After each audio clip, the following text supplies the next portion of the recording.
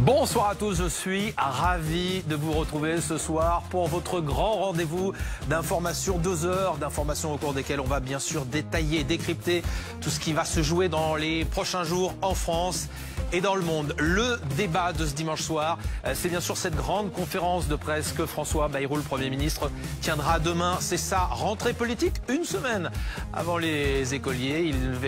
On verra s'il a décidé de renoncer à certaines choses ou au contraire s'il reste droit dans ses bottes.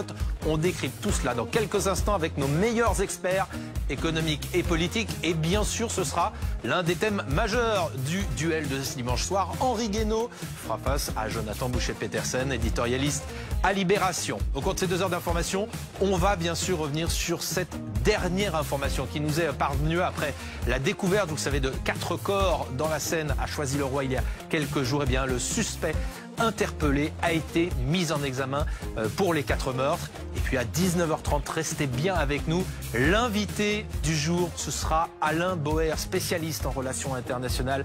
On va décrypter avec lui ce qui se passe aujourd'hui en Ukraine, jour de l'indépendance, jour aussi des déclarations de Sergueï Lavrov, le ministre des Affaires étrangères, qui estime que ce sont les Européens qui veulent empêcher la paix. Vous restez avec nous sur BFM. On se retrouve dans un instant. Merci d'être avec nous. C'est donc demain, une semaine avant les écoliers, que François Bayrou fait sa rentrée politique où il va remettre sur la table, évidemment, le plan d'économie qu'il avait présenté le 15 juillet. Je vous rappelle, près de 44 milliards d'euros à trouver, bien sûr.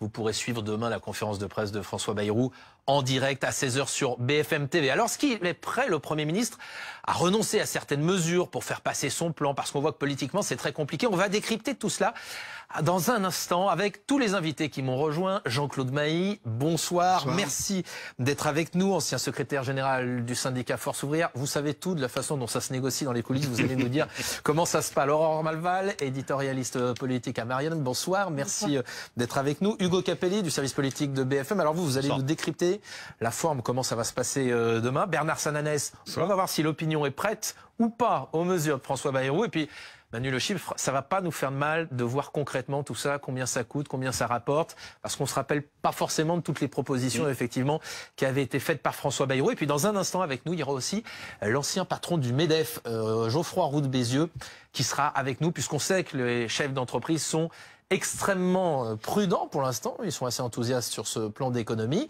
mais ils attendent de voir si le Premier ministre va bouger. Alors déjà, dans un premier temps, Hugo, sur les détails, on va dans un instant parler de l'aspect économique. Est-ce qu'on sait comment ça va se passer demain, cette conférence de presse théâtralisée par le Premier ministre? Rendez-vous 16h, notez bien dans vos agendas, François Bayrou qui prendra la parole.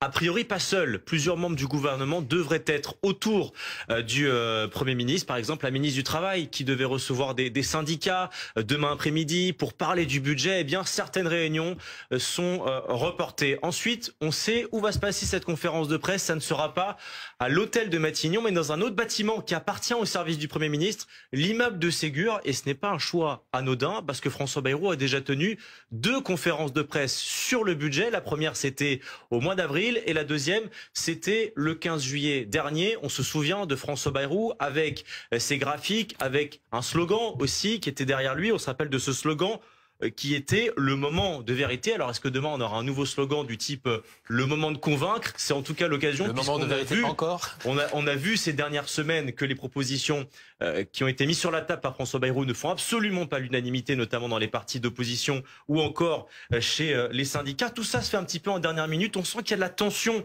dans le camp gouvernemental avant cette conférence de presse. Je vous cite un député Renaissance qui à BFM TV nous dit cela. Il a intérêt à avoir quelque chose de nouveau à dire. Sinon, le retour du boomerang va être très violent, voire dévastateur. Mais à ce stade, seul François Bayrou sait ce qu'il va dire, comme d'habitude.